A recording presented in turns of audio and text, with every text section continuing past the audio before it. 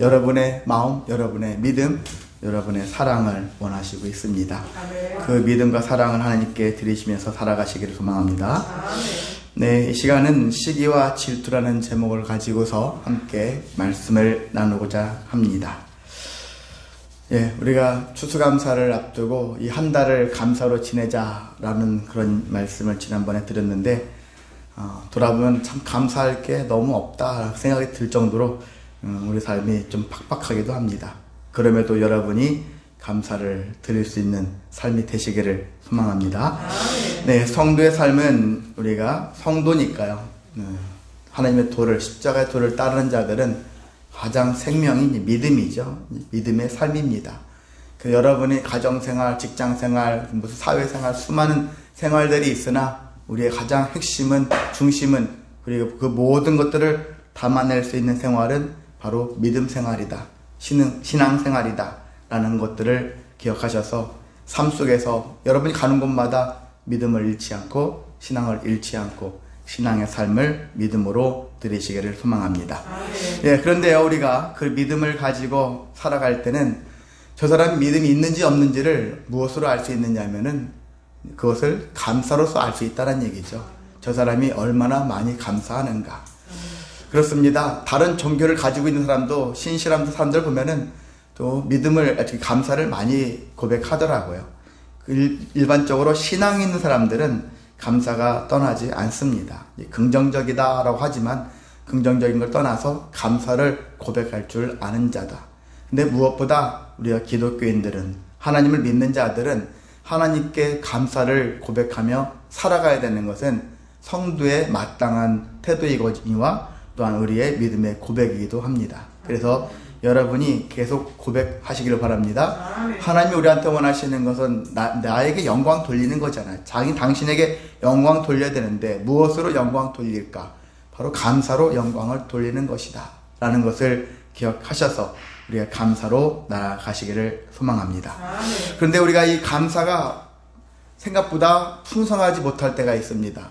근데 그 여러 가지 원인이 있겠으나 무엇보다 비교할 수 있는 마음이 생길 때부터 이 감사가 소멸되거나 사라지는 것을 우리가 경험할 수 있습니다. 예, 비교하면은 감사가 소멸되고 아니면 잃게 되어지고, 그리고 감사가 줄수록 또한 우리의 믿음조차도 방해를 받으며 갈 수 있습니다.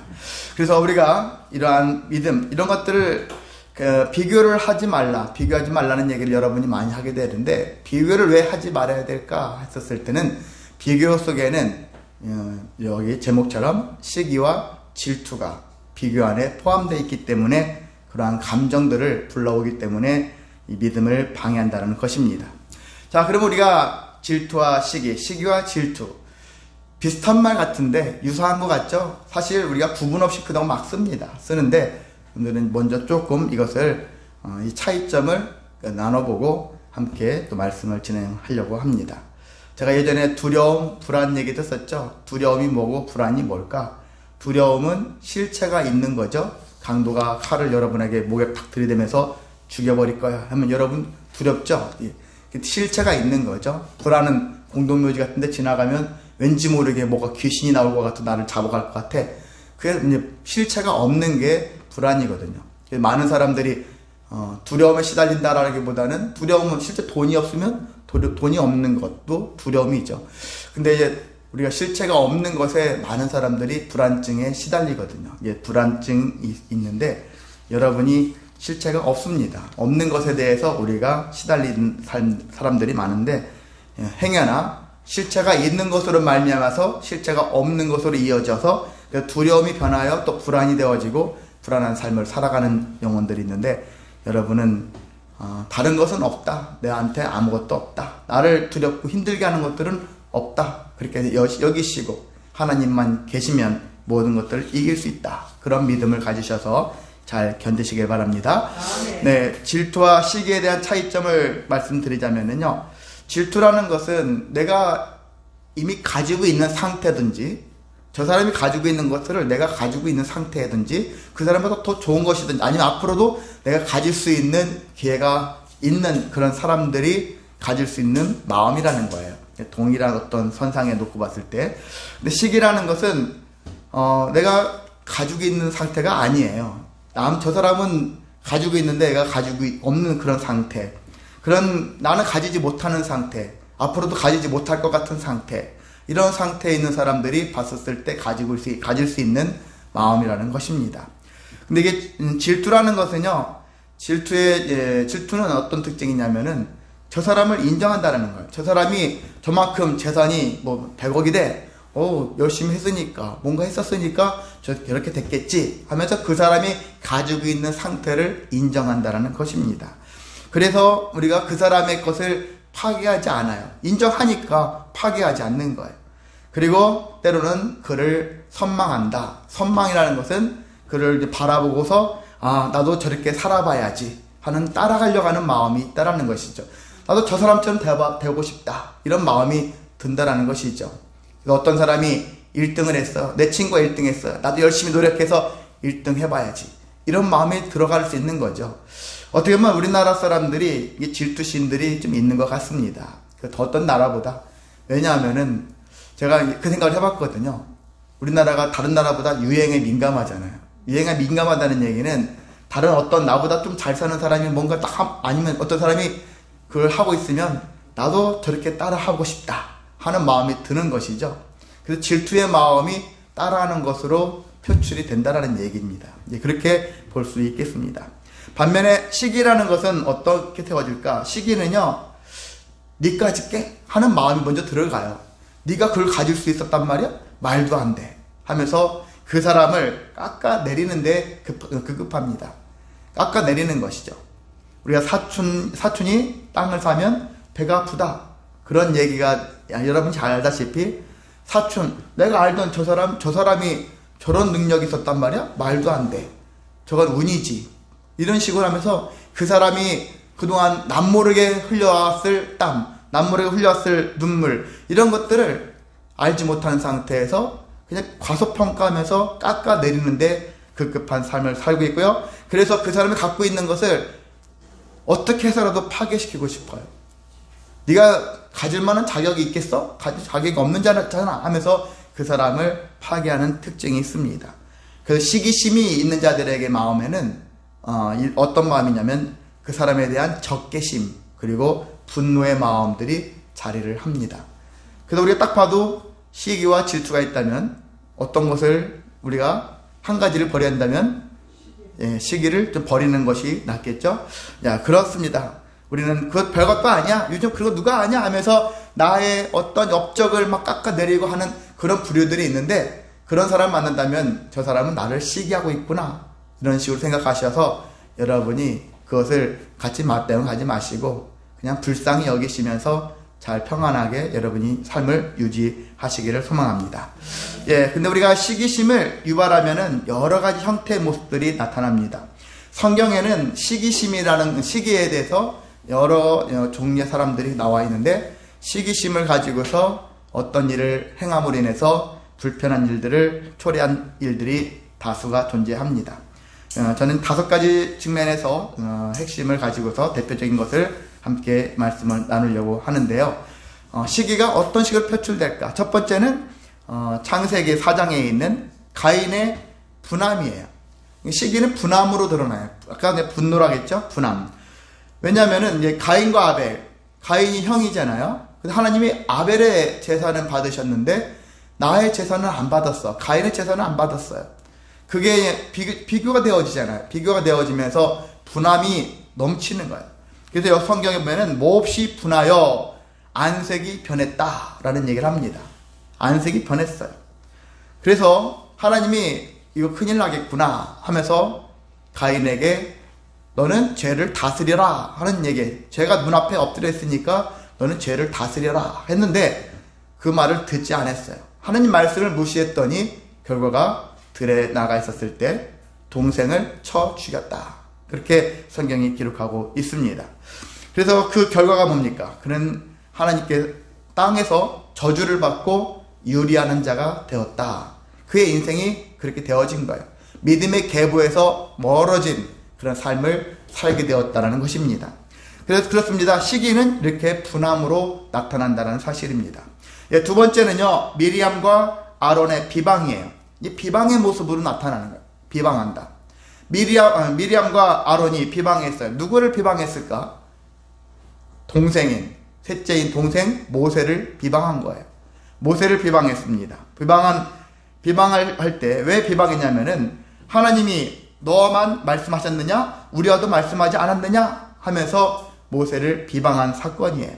그때 하나님께서는 이 미리암과 아론에게 이렇게 얘기합니다. 너희 중에 선지자가 있으면 환상으로 알릴 것이고 꿈으로 말할 수 있다. 그런데 모세하고는 그렇게 하지 않는다. 나는 모세와 대면하면서 얘기를 하는 자다. 그렇게 얘기한다는 거예요. 명백히 말하고 있고 그는 여호와의 형상도 볼 수 있는 자다. 라는 얘기를 하면서 너희가 같은 배 속에 나왔으니까 서로가 거기서 도찐 개찐 그렇게 생각하지 전혀 그렇지 않아. 너희가 어찌 그것들을 비방할 수 있느냐 하면서 오히려 이 미리암과 아론이 책망을 듣죠. 자, 그 결과가 어떻게 됐죠? 미리암이 나병에 걸렸죠. 나병에 걸렸고 그래서 거의 막 죽다시피 하니까 아론이 보다 못해서 모세에게 간청을 하는 거예요. 모세야 미리암을 위해서 좀 기도해다오. 미리암이 저기 누나죠. 그래서 누나를 위해서 기도해달라 했었을 때 그래서 모세가 간청하여 하나님께 중보기도하여서 그래서 나병이 회복되었습니다. 이건 보이지 않는 큰 사건이었어요. 왜냐하면은 이스라엘 사람들이 당시에 행군을 하는 도중에 이 사건이 발생했고 나병에 걸리면 어떻게 되죠? 격리가 되어지잖아요. 그래서 한쪽에 다른 사람들이 살지 않는 다른 곳에 격리를 해야 되기 때문에 미리암 한 사람 때문에 모든 행군이 멈춰지고 이 한 사람을 일주일 동안 격리를 시켰거든요. 격리하는 동안 그러니까 하나님의 그 역사에 어떤 누를 끼칠 수 있는 삶을 살게 되었다라는 것입니다. 그렇습니다. 시기는 이렇게 비방으로 나타나고 비방하는 결과 하나님의 뜻을 거스를 수 있는 하나님의 역사를 거스릴 수 있는 그러한 삶도 살 수 있다는 것들을 이 말씀 속에서 우리가 배울 수 있습니다. 자, 세 번째는요. 고라와 다단과 아비람과 온 여러 사람들이 나오죠. 민수기 16장에 나오는 말씀인데 고라는요. 레이 지파예요. 레이 지파 사람이고요. 다단, 아비람, 온 이 사람들은 루벤 자손들이에요. 야, 이게 무슨 의미냐? 이들이 반역을 했어요. 반역의 모습으로 나타났는데 배경 설명을 좀 하자면은요. 고라는 레이 지파라고 했잖아요. 근데 모세, 아론, 미리암도 레이 지파예요. 큰 틀로 보면은 우리 경규시면 같은 경규시 그런 출신들이라는 얘기예요. 그랬는데 모세와 미리암, 아론은 모세 지도자이고요. 모든 걸 이끄는 최고의 지도자이고 아론은 대제사장이고 이런 모습을 갖고 있는 거예요. 근데 고라 입장에서는 사촌인데 야 너네만 좋은 자리 차지하니? 우리는 맨날 성막 옮기고 다시 설치하고 수거하고 들고 가야 되고 끌고 가야 되고 우리는 노동만 해야 되고 너희는 참 아무것도 안 하고 이렇게 입만 나불나불 거리네? 뭐 이런 식의 마음을 가지고서 그냥 비아냥거린 거죠. 이런 시기심을 가졌던 것입니다. 자, 루벤 자손은 다단, 아비람, 온이라고 했는데 루벤은 누굽니까? 루벤이 몇 번째죠? 야곱의 아들들 중에서 첫 번째잖아요. 첫 번째 아들. 레아가 낳은 첫 번째 아들이 루벤이에요. 그러면 첫 번째 아들은 무슨 의식이 있죠? 네, 장자의 그런 의식이 있어요. 장자의 의식은 뭐죠? 내가 다 주도하고 싶은 마음이 있는 거예요. 내가 이 집안의 장자인데 내가 주도해야 될 거 아니야. 내가 이끌어가야 될 거 아니야. 이런 마음들이 있는 거예요. 그래서 그런 마음을 가지고서 이 루벤 지파 자손들 그래서 여러 사람들이 도전했죠. 다단, 아비람, 온 이런 사람들이 도전을 해서 모세와 아론에게 너희들이 분수에 지나치다 그런 얘기예요. 너희들 아무것도 아닌 존재들인데 너희들이 뭐 언제부터 니들이 지도자라고 언제부터 대제사장이라고 행세를 하느냐 하면서 이들에게 반역을 하는 것이죠. 그러면서 여호와의 총에 의해 스스로 높였다. 하나님이 세워주셨는데 자기들 스스로 높였다라는 얘기를 하고 있어요. 그래서 그 결과 어떤 일이 발생했느냐면은 하나님이 땅을 열어서 갑자기 땅이 쫙 갈라지면서 이 반역자들이 땅속으로 삼켜지는 그래서 죽임을 당한 그런 일이 발생을 했습니다. 또 그 말고도 250명의 지도자들 분향단 불이 나와가지고 다 불살라지는 그런 것까지 같이 맞물려가지고 그때 당시에 많은 사람들이 모세 아론의 최대 위기였을 거라고 생각이 들어요. 이 사람들이 엄청 이 사람들 권위에 도전해가지고 전복하려고 반역을 꾀했는데 결과는 하나님이 여전히 모세와 아론을 신뢰하는 모습으로 결론이 났던 사건입니다. 자, 그렇습니다. 이렇게 시기하면 반역 사건이 발생합니다. 근데 우리가 여기서 한 가지 항상 같이 연결했었을 때 이 고라 자손들 성경에는 민수기 16장에는 다 죽었다라고 하지만 다 죽지는 않았던 것 같아요. 일부가 남았어요. 남은 자들이 나중에 자기들의 큰 잘못을 깨닫고 회개할 수 있는 마음, 그래서 돌이키는 마음을 가지고서 시를 쓴 게 있죠. 그래서 시편 80편 때 보면은 고라 자손의 시라는 것들이 쭉 나와 있어요. 그 중에 84편 10절에 보면은 이렇게 나와 있습니다. 악인의 장막에 사는 것보다 내 하나님의 성전 문지기로 있는 것이 좋사오니, 이렇게 고백하고 있어요. 자, 그전에는 악인의 장막이라는 얘기는 자기의 어떻게 조상격인 되는 그런 고라, 이런 자들 있잖아요. 레이지파, 이 반역을 한 이 사람들이 반역을 통해 가지고 죽임을 당했잖아요. 그러니까 악인의 행태를 띠고 있었다는 얘기죠. 그래서 악인의 장막에 사는 것보다는 내 하나님의 성전 문지기, 성전 문지기 좋습니까? 별로 좋은 건 아니잖아요. 자유롭게 살고 싶지 않습니까? 성전 문지기가 뭐가 좋겠습니까만. 그런데 하나님의 성전 문지기로 있는 것이 자기는 더 좋다. 그래서 더 의로운 것을 택한 그런 모습들을 이 고라 자손들이 보여주고 있는 것입니다. 그런 것처럼요, 우리가 시기의 마음이 있었지만 회개하는 자들은 다시 하나님께 하나님을 기쁘시게 할 수 있는 그런 삶이 바뀔 수가 있다는 것을 또한 발견할 수가 있습니다. 네 번째는요, 사울왕의 불쾌함으로 어떻게 우리가 발견할 수 있습니다. 오늘 본문에 있는 말씀처럼 시기심은 불쾌함의 역사가 있어요. 불쾌함. 자, 다윗과 또 사울의 아들인 요나단, 이들이 블레셋과의 전투를 통해 가지고 승리하면서 돌아왔어요. 그랬을 때 동네에서 막 여자들이 나와가지고 막 춤추며 노래합니다. 노래할 때 핵심은 뭘까요? 아까 읽으셨죠? 사울이 죽인 자는 천천히요, 다윗은 만만히로다. 10배가 훨씬 많죠? 더 능력이 많다라는 얘기를 해요.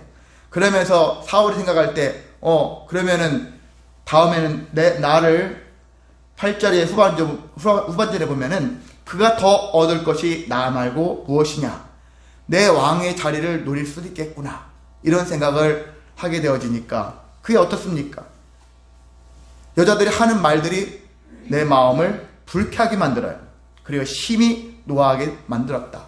아까 그랬죠? 시기심은 적개심과 분노를 유발시킨다 라고 했는데, 여기에 있는 사울이 바로 그렇습니다. 불쾌함이 있었다는 얘기죠. 그리고 노했습니다. 그러면서 그날 이후부터 다윗을 주목해서 지켜봤다. 좋은 뜻이 아니에요. 주목했다, 기억했다라는 것이 좋은 뜻이 아닙니다. 트집거리를 찾는다는 얘기죠. 죽일 이유를 찾는다는 것입니다. 제가 하는 짓을 하나하나 다 깨뜨려보면서 이 하는 거 모든 것들, 그런지 잘못하면은요, 왜곡된 마음으로 이제 보기 시작하는 것이죠. 저런 행동은 분명히 나중에 반역을 할 행동이야, 나를 죽이려고 음모를 짜는 거야, 다 이런 식으로 하면 이것이 깊어지면 깊어질수록 어떻게 보면 정신병으로 바뀌어지겠죠. 이제 그런 모습으로 바뀌어지고 있습니다. 그래서 이런 마음을 하다 보니까 그 이튿날부터 여기 성경에 10절에 보니까 하나님께서 부리시는 악령이 사울에게 힘있게 내렸다. 악령하면은 하나님과는 별개 문제잖아요. 어떻게 보면은 상극이잖아요. 서로가 반대 있고 따로따로 노는 것 같은데, 보면은 악령도 하나님이 다스리신대요. 하나님이 부리신대요. 그래서 하나님을 천사가 못 이기는 거 알아요. 천사가 아니라 마귀가 못 이기는 거 압니다. 마귀가 어떻게 해서라도, 사탄이 어떻게 해서라도 하나님을 내가 역전해가지고 하나님 위에 서야지, 그런 마음을 품지 못해요. 이미 알고 있어요. 그들도 알고 있습니다. 그럼에도 불구하고 계속 해방을 놓으려고 하는 것이죠. 그런 모습을 갖고 있죠. 그런 것처럼 이런 모습을 우리가 볼 수 있는 것입니다. 이러한 불쾌함이, 노함이, 진노가, 분노가, 적개심이, 이런 시기심이 발동되어짐으로 말미암아서 생기다 보니까 이제는 악령이 그 안에 존재하는 그런 모습까지도 살게 되었고, 그래서 사울이 집안에서 정신없이 떠들어댔다. 아주 수다쟁이가 되어진 바가 있습니다. 자, 그러면서도 다윗이 당시에 수금을 타면서 사울의 심령을 위로하려고 계속 수금을 타면서 했는데도 사울은 다윗을 죽이려고 창을 던지기까지 했다라는 것입니다. 자, 그런데 보면은 우리가 12절의 마지막 절 보면은 여호와께서 사울을 떠나 다윗과 함께 계심으로 사울이 그를 두려워한지라, 이런 말씀이 있죠. 자, 다윗을 봤더니 오히려 두려움이 생겼다라, 그런 얘기예요. 시기심은 적개심, 분노 이런 것도 존재하지만 시기심은 두려움도 가져올 수 있다라는 사실입니다. 그래서 우리가 이러한 부분들을 생각했을 때 시기심이 얼마나 삶을 힘들게 하는지 돌아볼 수 있습니다. 자, 마지막으로 5번째는 종교 지도자들의 선동이에요. 제 주보에는 시기라고 했는데 선동이라고 볼 수 있습니다. 당시에 대제사장, 바리새인 이런 사람들이 어떻게 했습니까? 예수님을 죽이라 하잖아요. 이 빌라도는 예수님이 죄가 없다라는 걸 알았어요. 마태복음에 보면은 27장에 보면은 이 빌라도 같은 경우는 예수를 신문한 결과 예수는 죄가 없다, 죽어야 될 이유가 없어, 형사법상으로는 없어요. 없고, 그래서 이들이 예수를 시기했구나, 시기해야 한 결과구나 라는 것들을 알았어요. 알았음에도 불구하고 이런 대제사장들을 비롯해서 많은 무리들이 이것을 원한다는 사실을 알기 때문에 이들이 원하는 것들을 들어주지 않으면 밀란이 일어날지 모른다, 이런 생각이 들어서 어떤 정치적인 선택을 하는 거죠. 그래서 이 예수님을 내어줬고 바라바랑 교환을 헤어져서 예수를 십자가에 못 박여 죽게끔 했던 것을 볼 수 있는 것입니다. 자, 근데 여기서 보면은 이 대제사장, 종교 지도자들만 만약 예수를 죽여라 했으면 안 죽일 수도 있었어요. 근데 이게 죽일 수 있었던 이유는 뭐냐면은 이들이 백성들을 선동했기 때문이다 라는 것입니다. 마태복음 27장 20절에 그렇게 나와 있어요. 이렇게 나와 있습니다. 읽어드리겠습니다. 대제사장들과 장로들이 무리를 권하여 선동했다는 얘기죠. 자, 바라바를 달라 하게 하고 예수를 죽이자 하고 이렇게 했어요. 정치인들도 그렇잖아요. 선거하거나 뭐 유세하거나 뭐 할 때 막 어떤 걸 뭐 할 때 이렇게 막 하는 거예요.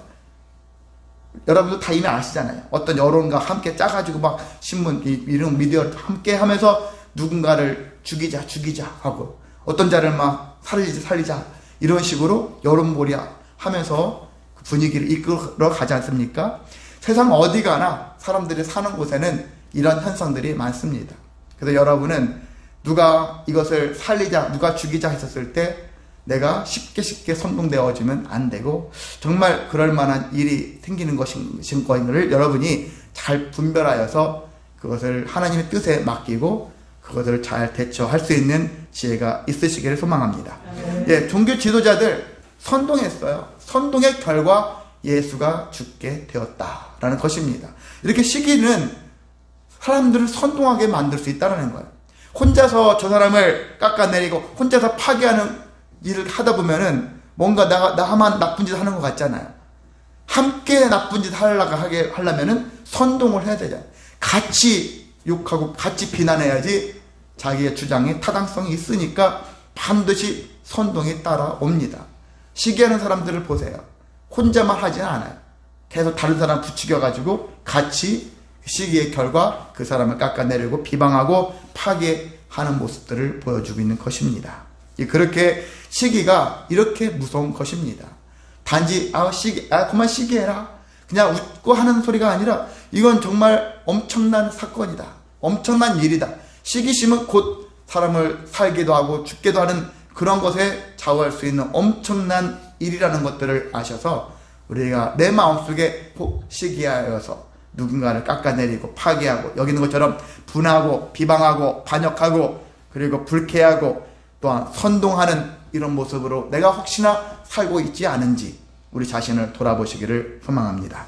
자, 이렇게 시기는 자신뿐만이 아니라 타인 모두를 파괴합니다. 그래서 야고보도 그랬어요. 야고보서에 보면은 3장 15절에 시기와 다툼이 있는 곳에는 혼란과 모든 악한 일들이 있다라고 야고보가 얘기를 하고 있거든요. 그래서 여러분이 시기와 다툼이 넘치는 곳에는 여러분이 마음 그리고 발을 담그지 마시기를 소망합니다. 그렇다면 우리가 시기와 질투를 하지 않고 살 수 있을까? 없어요. 저도 가능하면 시기 질투를 안 하고 살려고 하는 사람이기도 한데 종종 시기와 질투의 마음들이 생겨지더라고요. 이런 마음들이 생깁니다. 남들보다는 참 그래도 안 하는 것 같은데도 가끔 돌아보면 제 자신을 한 명백하게 돌아보면 여전히 너도 시기하는 사람이고 너도 질투하는 사람이에요. 지나지 않아. 이런 마음이 들더라고요. 그만큼 인간은 시기와 질투를 우리가 그 안에서 자유하면서 살 수 없는 존재다라는 것입니다. 그런데 우리가 그래도 내가 전보다 시기 질투를 더 덜 하면서 살고 싶다 하면 어떻게 살아야 될까? 그것들에 대해서 오늘 또 네 가지로 함께 말씀을 나누려고 합니다. 그 첫 번째가 하나님의 질투를 품으라는 것입니다. 하나님의 질투를 품어라. 하나님이 질투하신다는 사실 성경에 곳곳에 나와 있어요. 하나님도 질투하신다. 대표적인 말씀 중에 하나가 출애굽기 34장 14절에 너는 다른 신에게 절하지 말라. 여호와는 질투라. 이름하는 질투의 하나님이다 라고 이렇게 얘기하고 있어요. 질투의 하나님이시다. 나는 질투하는 자다 라고 하나님이 스스로 말씀하고 있다는 것입니다. 예, 하나님이 질투하십니다. 근데 질투인데 하나님이 질투하는 것은 어떤 현상에 대해서 질투하냐면은 죄에 대해서 질투하는 거예요. 여러분이 세상 가운데 오만방자하게 살거나 여러분이 악인으로서 살면서 형통하게 되어지는 거 이런 것들을 하나님은 질투하는 거예요. 우상숭배하는 거 질투하는 거예요. 하나님이 질투하시는 것은 죄와 이런 우상숭배와 관련된 이런 측면에서 질투하신다는 얘기죠. 그래서 하나님의 질투의 성질은 다르지 않아요. 세상 우리와 같지 않아요. 그래서 우리가 성질이 약간 다른 측면이 있습니다. 그래서 하나님께서는 우리에게 만약 시기와 질투가 있다면 하나님은 질투의 하나님이니까 또 시기는 버리고 가능하면 질투는 하자. 만약에 한다면은 여러분이 질투에서 끝내자는 거죠. 질투하는 마음에서 머물자는 것이죠. 질투가 더 편해서 시기로 변해가지고 모든 걸 파괴시키는 것으로 하지 마시고 질투의 마음까지만 갖자는 것입니다. 그리고 이미 여러분은 질투할 수 있는 마음을 가지고 있어요. 왜? 하나님이 최고의 선물 주셨잖아요. 구원이라는 선물 주셨고 그리고 성령을 주셨고 하나님께서 우리가 이 땅에 살면서 자유의 은혜를 주셨어요. 이미 우리가 세상에 줄 수 없는 것들을 받았어요. 받은 자니까 가진 가질 자들이 갖는 마음이 질투라겠잖아요. 그래서 질투할 수가 있는 거예요. 질투할 수 있는 마음을 가질 수 있는 것이죠. 그래서 우리는 가진 자니까 우리는 시기는 못 가진 자들이잖아요. 그런데 우리는 가진 자니까 질투의 마음은 갖자. 하나님처럼 질투의 마음을 갖자. 질투의 마음을 여러분이 가지시길 바랍니다. 질투하면은요, 질투가 때로는 동기부여가 되어지는 거예요. 제가 앞서 예를 들었잖아요.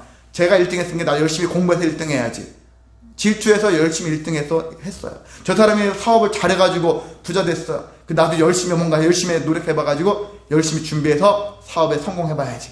이렇게 하는 것은 질투에서 시작된 건데 그것이 동기부여가 되어져서 잘 되는 일들이 생길 수 있지 않습니까? 때로 질투는 되게 우리를 유익하게 만들 수도 있다는 것입니다. 근데 시기는 우리를 백해 무익하게 만드는 요소가 시기고요. 그래서 질투는 필요한 것입니다. 근데 우리가 가능하면 왜 세상의 사람들을 보면서 질투하는 것들을 가능하면 하지 말라 하는 이유는 이런 말씀이 있죠. 시편 73편 3절에 악인의 형통함, 오만한 자를 질투하여 그들처럼 살 수 있기 때문에. 세상 사람들이 지혜로운 것 같지만은요, 의외로 지혜롭지 못한 면들이 많아요. 왜냐하면 무엇이 옳은지 그른지를 잘 모르니까, 무엇이 중요한지를 잘 분별하지 못해요. 신앙생활을 교회에 와서 수십 년 했는데도 불구하고 무엇이 더 중요한지 삶의 현장에 나가면 우선순위가 교회에서는 당연히 하나님이죠. 교회 문 밖에 나가면 하나님이 저 뒤로 가 있어요. 교회 밖에 나가면 건강이지, 돈이지, 자녀지, 뭐 여러 가지 있잖아요. 취업이니, 결혼이니, 수많은 것들을 우리가 먼저 염두에 두면서 그게 우선순위처럼 삶이 바뀌어지잖아요. 이게 바로 신앙인들이 그렇습니다. 저도 교회 문 나가면 다른 생각을 할 수 있거든요. 이런 것처럼 우리는 이렇게 연약하거니와 때로는 분별력이 없어가지고 때로는 악인의 형통을 부러워하면서 그들을 질투할 때가 있다는 것입니다. 그래서 질투를 가져야 한다면, 질투를 해야 한다면은 다른 질투를 말고, 이 세상적인 질투 말고 하나님의 질투를 배우자, 질투를 품자, 질투를 가지자 라는 것들을 여러분한테 선포하는 것입니다. 하나님의 질투를 품고 살아야 되는데, 하나님의 질투의 특징은 있어요. 하나님의 질투에는 분적이 보복이 따라요. 하나님은 질투하시는 것만 끝난 것이 아니라 그거에 대한 결과까지도, 질투만 하고 그냥 마음만 에이 하면서 질투하는 마음을 가지는 것이 아니라, 질투하신 이후에는 그 질투의 대상에게 보복을 하시는 분이다. 무서운 말씀이죠. 나움 성경을 보면은요, 1장 2절에 이렇게 되어 있습니다. 여호와는 질투하시며 보복하시는 하나님이시다 라고 말씀이 되어 있습니다. 질투의 결과가, 하나님의 질투는 보복으로 이어진다는 거예요. 보복한다는 얘기는 우상 숭배를 제일 싫어하시잖아요. 나보다 더 높인 것을 하나님이 제일 싫어하시는 거거든요. 그리고 여러분이 이 땅에서 어디 뭐 다른 데 가서 막 절하고 막 하는 그런 실제 어떤 신앙생활을 우리가 우상 숭배로, 전 기본적인 우상 숭배지만은 우리가 돈을 더 사랑하든지 건강을 더 중요하게 여기든지 하나님보다 더 중요하게 여긴다면은 하나님께서는 우리를 질투하시고 우리에게 그만한 보복을 하신다 라는 것을 생각을 해봐야 되는 것입니다. 되게 무서운 말씀이죠. 그러니까 우리가 어떤 상황과 환경에서도 하나님이 1번이라는 것은 변함이 없어야 되는 거예요. 하나님을 최우선으로 여겨야 되는 것은 변함없는 것입니다. 교회, 여러분이 여기 교회 나오시든 다른 교회 가시든 지구상의 어느 곳에 가시든지 어떤 환경에 처하듯인지 항상 하나님은 1번입니다. 이렇게 고백해서 하나님을 중심으로 내 삶을 펼쳐나가는, 삶을 살아가는 자에게는 은혜가 있지만, 하나님보다 먼저 앞세우는 것이 있다면 그것이 오히려 우리를, 하나님께서 우리에게 벌 주시는, 그리고 우리를 어렵게 만드시는, 어렵게 해주시는 그런 보복의 시간이 될 수 있다는 것들을 다시 한번 생각했으면 좋겠습니다. 자, 우리가 대표적인 사건이 하나 있었습니다. 비느하스라는 사람이 있어요. 우리가 비느하스 헷갈리지 말아야 될 것은 두 동명이인인데, 사무엘 때 홈리와 비느하스 들어보셨죠? 홈리와 비느하스는 엘리 대제사장의 아들들이에요. 악행을 했던, 그래서 죽임을 나중에 전쟁터에 나가서 죽었던 홈리와 비느하스 있었지만은, 여기 비느하스는 아론의 아들인 엘레아살, 셋째 아들인 엘레아살이라는 아들이 있는데, 그 엘레아살의, 아론의 후임자가 엘레아살이거든요. 엘레아살이 2대 대제사장인데 이 아들이 비느하스거든요. 그 엘레아살의 아들인 비느하스가 하나님의 질투하심으로 하면서 성경에 나와 있는 부분이 있어요. 그래서 민수기 25장에 나와 있는데, 어떤 일이 발생하냐면은, 당시에 하나님이 음행하는 것, 우상 숭배하는 것을 정말 싫어하는데, 이스라엘 백성들이 미디안 사람들과 막 접촉하면서 우상 숭배하는 것을 아주 당연시 여기면서 자연스럽게 그들의 예배에 참여하고 이런 일이 발생했어요. 이제 그러는 가운데 성적으로도 문란한 일이 막 발생하고, 그렇게 하나님이 엄청 질투를 하셨죠. 그러는 가운데 지금 사건이 엄청 중대한데도 불구하고 당시에 시므온 지파의 한 지도자였던 시므리라는 사람이 있었고, 또한 미디안 쪽에 있는 어떤 수령의 딸 고스비라는 여자가 있었는데, 이 시므리라는 사람이 이 미디안 여자를 데리고 왔어요. 와서 장막에 들어갔어요. 들어가서 뭐 했을까요? 관계를 했겠죠. 그것을 본 비느하스, 대제사장의 아들인 비느하스가 창을 들고 와가지고 장막 안에 들어가서 창으로 찔렀죠. 그래서 성경에 보면은 남녀가 한 창으로 찔렸다라는 얘기죠. 한 창이 찔렸다는 얘기는 우리가 그 관계를 하고 있는 중이었으니까. 아니면 포옹했던지, 둘이 한 몸이 됐었을 때니까, 한 창으로 찔렀겠죠. 그래서 배를 꿰뚫었다. 그런 얘기가 나와 있습니다. 자, 이렇게, 하는 일로 인해가지고, 당시에 우상숭배의 결과가 연병이 발생했었거든요.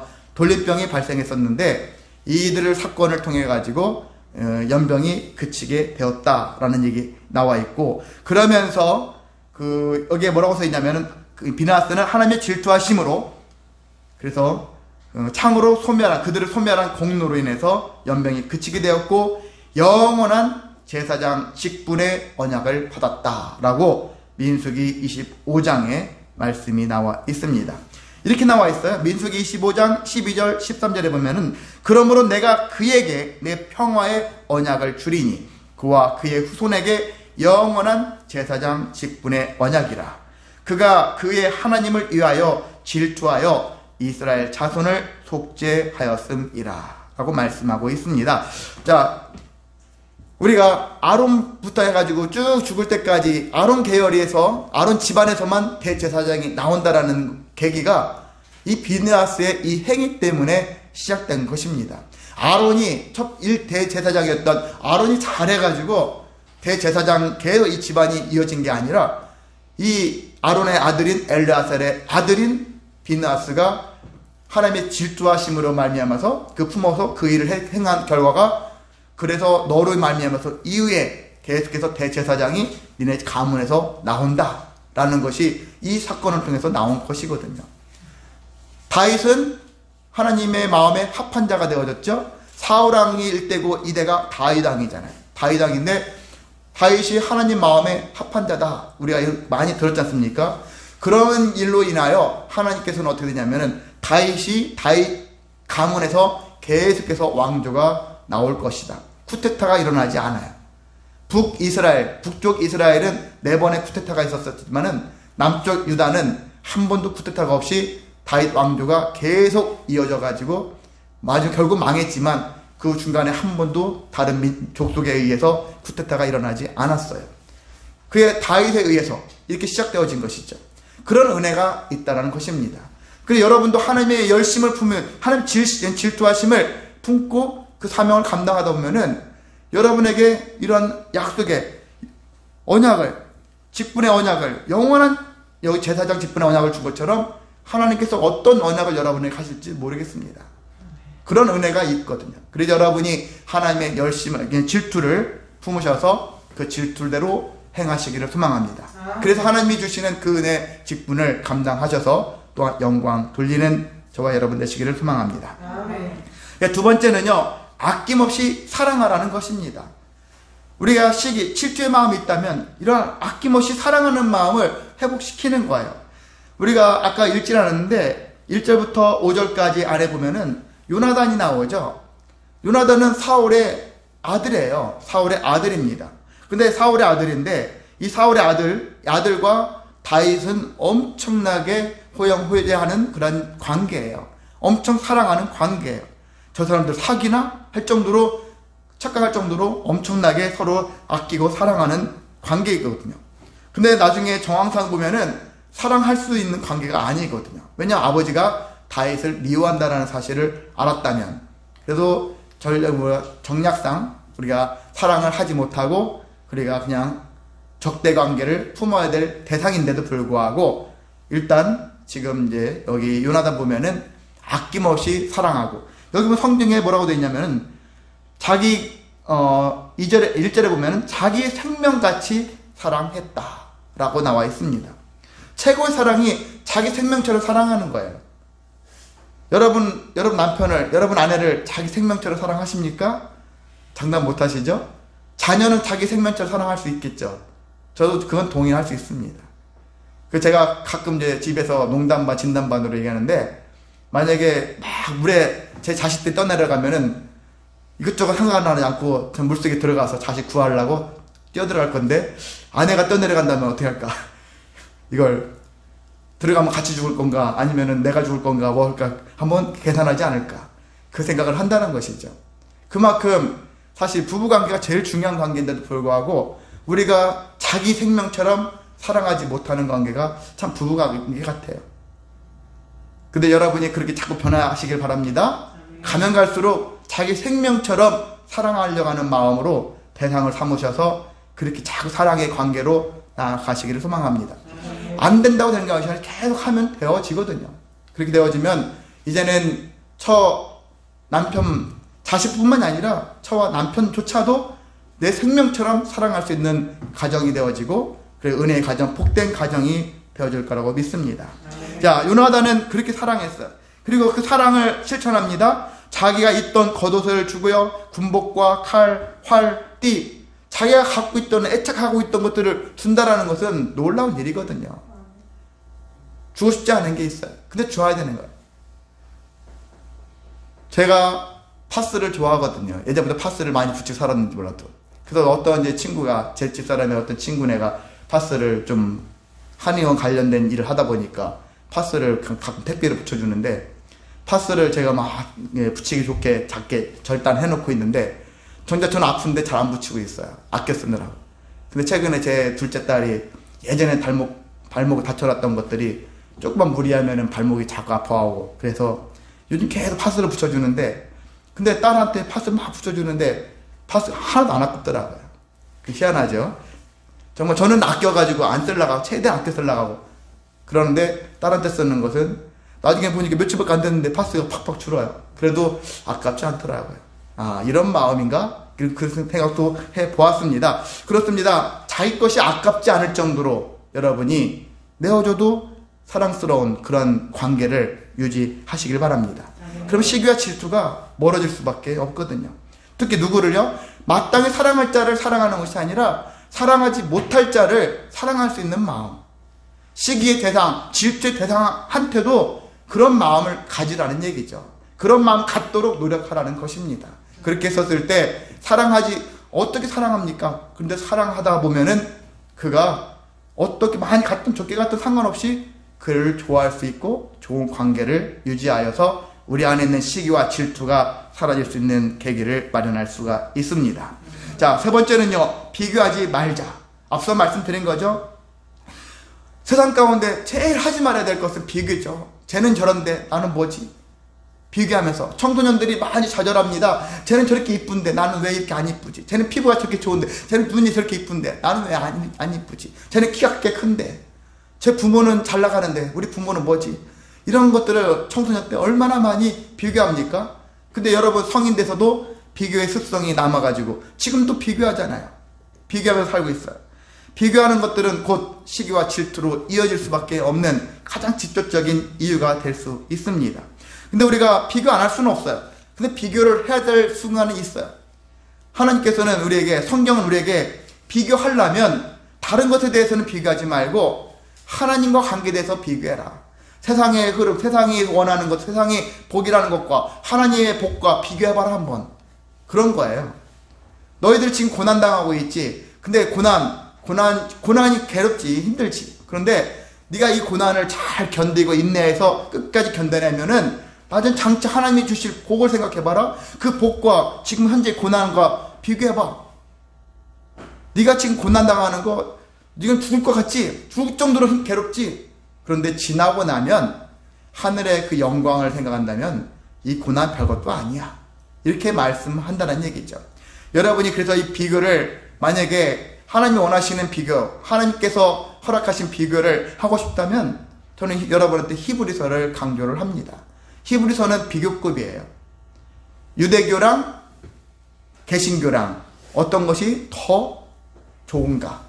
이것을 히브리서가 우리에게 제시하고 있으니까. 구약과 신약 했을 때 구약보다 신약이 훨씬 좋잖아요. 훨씬 좋습니다. 구약도 좋지만 신약은 더 좋다. 이거거든요. 이것을 여러분이 깨닫고 싶으면 히브리서를 보시는 거예요. 그런 것처럼 이런 비교는 좋아요. 하나님께서 주시는 은혜의 선물과 세상에 줄 수 있는 은혜의 선물을 비교하면서 그래도 저 사람한테 갖는 것 중요하지 않구나.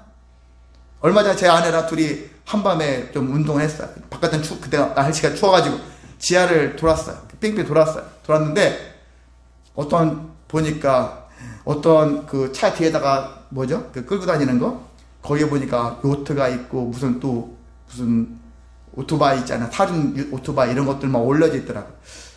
저 사람은 진짜 틈만 나면 어디 가가지고 막 요트 타고 아니면은 그 사륜 구동 그 있잖아. 오토바이 이렇게 있잖아. 그런 거 막 끌고 다니고. 야, 근데 보니까 하나도 안 부럽더라. 그 생각이 드는 거예요. 부럽지 않다. 저렇게 살면은 화려하고 남들 보면 와 좋겠다 멋있다 그렇게 하는데 좋지 않다. 그렇게 멋있지 않다. 이런 마음을 가질 수도 있게 되어지는 것 바로 하나님 것과 비교하니까 별것도 아닌 거예요. 그 여러분이 하나님의 것을 많이 소유를 해야 하는 것입니다. 하나님의 것을 풍성하게 가지면 세상 것이 부럽지 않아요. 가끔은 부러울 수 있어요. 그런데 내 인생 전체를 보면 부럽지 않다. 마지막으로 주님과 함께 해야 하는 것입니다. 주님과 함께 하라. 하나님이 없는 마음은 악령이 있는 마음이에요. 사울처럼 악령이 임하는 마음. 그래서 악령이 임할 수 있어요. 하나님 없으면 당연히 악한 영이 들어오겠죠. 그 악한 영이 휘젓고 다니겠죠. 그래서 계속 시기와 질투를 유발시켜가지고 모든 걸 파괴시키려고 하겠죠. 그래서 하나님이 임하여야 한다는 건 사실입니다. 여기에 악령이 임한 사울, 결과는 불쾌한 마음, 노하는 마음, 그래서 다윗을 죽이려고 하는 마음까지 갔잖아요. 그리고 두려움의 마음까지 품지 않습니까? 그런데 하나님께서 함께 하시는 하나님의 마음을 품은 자 12절에 보니까 다윗과 함께 계심으로 누가요? 여호와께서 다윗과 함께 계심으로 사울이 그를 두려워한지라. 하나님이 함께하는 자는 두려운 자가 되는 거예요. 세상 사람들이 여러분을 보고서 시기 질투를 해야 되잖아요. 근데 무엇으로 증명할 겁니까? 여러분이 하나님과 내가 함께하고 있다는 사실을 사람들이 알게끔 그런 믿음 위에 서야 하는 것입니다. 그렇게 했었을 때, 저 사람이 잘 되는 이유, 저 사람이 왜 행복해 할까? 저 사람이 왜 감사하며 살을까? 왜 소망이 끊어지지 않을까? 그것에 대한 의욕, 한마디로 저 사람은 하나님과 함께하는 사람이구나. 그것들을 다른 사람이 알게끔 여러분이 애써 막 잘 믿는 척하는 거 아니라 실제 믿음의 삶을 여러분이 드러내신다면은 분명히 사람들에게도 좋은 그러한 효과를 발휘할 수 있고요. 무엇보다 여러분이 세상 가운데 지금 앞에 말씀드린 것처럼 분함, 비방, 반역, 불쾌함, 선동 이런 것들 더 이상 하지 아니하고 하나님이 원하시는 뜻하신 바대로 삶을 살아낼 수 있을 거라고 믿습니다. 그런 것처럼 오늘 시기와 질투의 말씀을 나눴습니다. 우리 안에 있는 시기는 가능하면 버리고 질투의 마음이 있다면 하나님 것과 세상 것을 여러분이 비교하시면서 그래도 우리가 질투는 할 수는 있겠죠. 근데 우리는 이미 많이 가진 자입니다. 가진 것을 더 풍성히 하시길 바랍니다. 그걸 바탕으로 하나님께 영광 돌리며 살아가는 저와 여러분 되시기를 주님의 이름으로 소망하고 축복합니다. 다 같이 일어나셔서 찬송